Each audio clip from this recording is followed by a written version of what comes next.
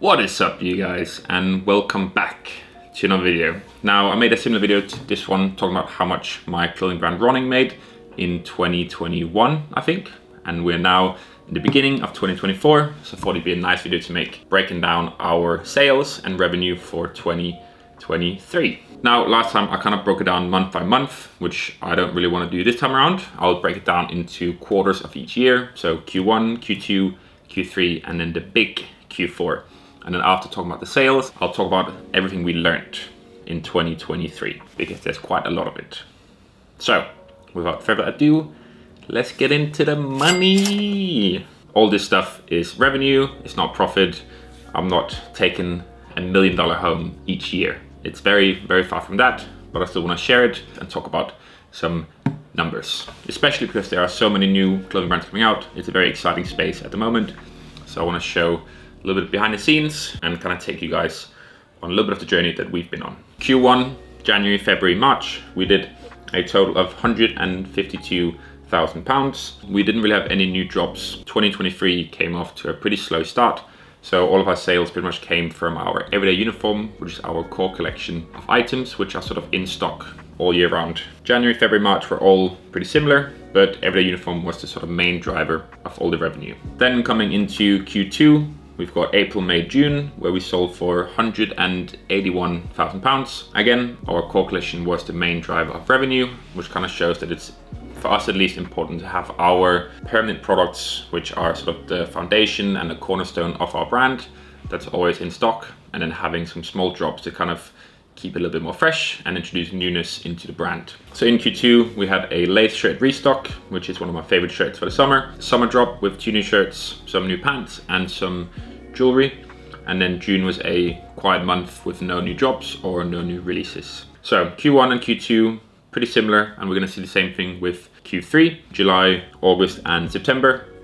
We had 2 very quiet months, and then we had 1 busy month, basically. In this time, August was our main driver of all the revenue and sales, and that was mainly because we had a big new restock of our Fishman knit, not this one, but in a green colorway, which is now one of our core products, I'd say. And then apart from that, we had a small archive sale because we were moving from one fulfillment center to the other.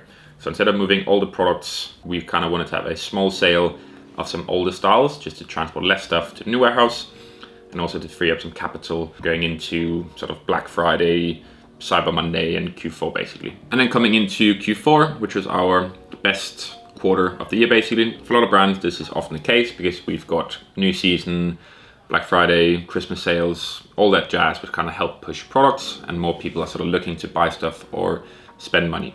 So Q4 for us was our biggest one, where we had a total Q4 revenue of £381,000.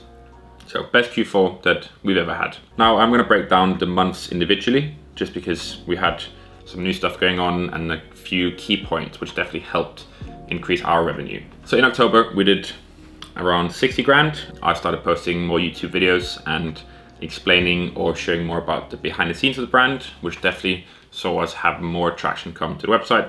Then we also had the Seclusion fleece restock, which is this sort of camo fleece, which I've been wearing for years. And then we were kind of just gearing up for November, because for us, November was the biggest month we've ever had in terms of sales and revenue. So in November, we did 237 grand, and we start off November strong with 1st of November having a Fishman restock and new introductions of a knitwear style. And then in addition to that, obviously we've got Black Friday, where a lot of people seem to sort of not spend as much in the lead up to Black Friday, but then spend a lot more at Black Friday. For us, Black Friday is gonna be the only sale we're gonna have going forwards. And we also don't really wanna be a brand that makes so much product that they have to go into sale to sort of fund new things. So for me, Black Friday, once a year sale, happy days, but we don't wanna do like end of season sale or Boxing Day sale or all these other sales just to kind of push more product. I'd rather just keep our core collection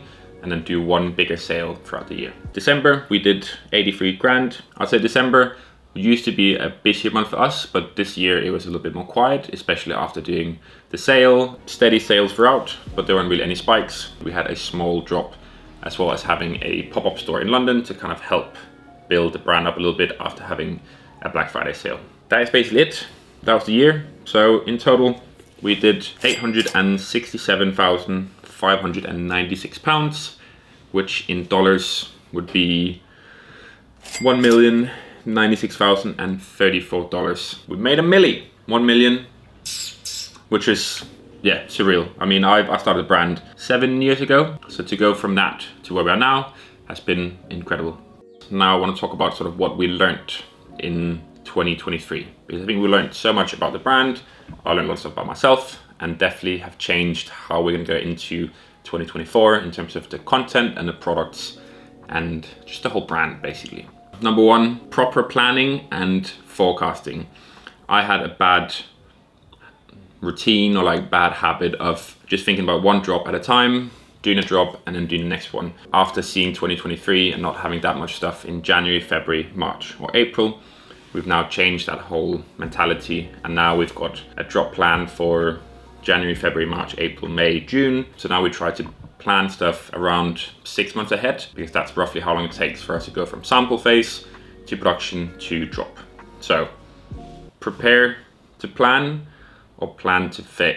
Fail to prepare, prepare to fail. Super important. It's kind of taken me 6 years almost to realize it, which is a bit crazy. Number two, identify the sort of key message of the brand.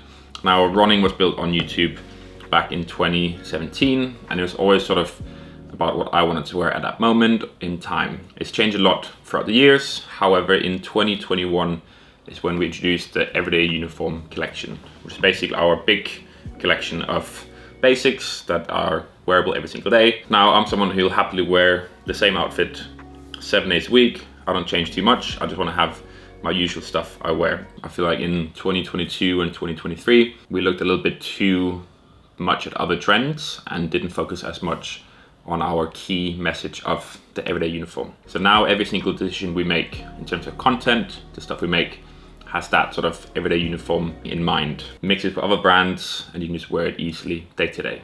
Number three is finding core products for your brand. At this moment in time, our core products lie in the fish minutes we do, our fatigue pants, our pleated pants, and our hoodies. And soon it'll be stuff like boots and loafers and sunglasses. And they're sort of the 6, 7, 8 items that will be the main driver of all our revenue. And then we can look at other things that will push the brand forward, but sort of main focus is on that core collection. If you don't have a drop in April, you still have stuff online on the website that people will hopefully support and shop. Especially if they stumble upon a brand, they might see a drop they liked 4 months ago, can't get it anymore. So having your core products in stock most of the year will definitely help to sort of have a consistent cash flow and not have loads of spikes and be too reliant on one single drop.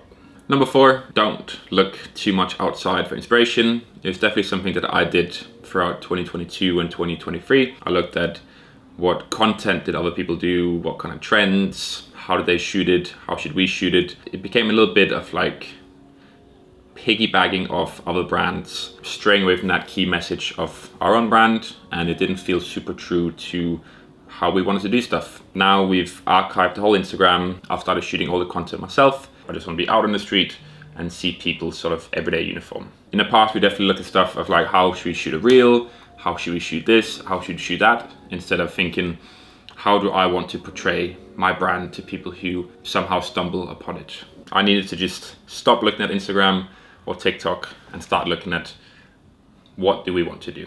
And then number five is identify your key audience or your key customer. So we did our first pop-up in December 2023 and it was amazing. I loved it, and getting to meet so many of you guys and people in general who knew of the brand, maybe hadn't shopped. I kind of see how they dress. Very few people who actually came to the pop-up wore many graphics or graphic t-shirts or prints, where in the past I was thinking we need to make a graphic t-shirt because people wear graphic t-shirts. Where in reality, I don't wear graphics that often.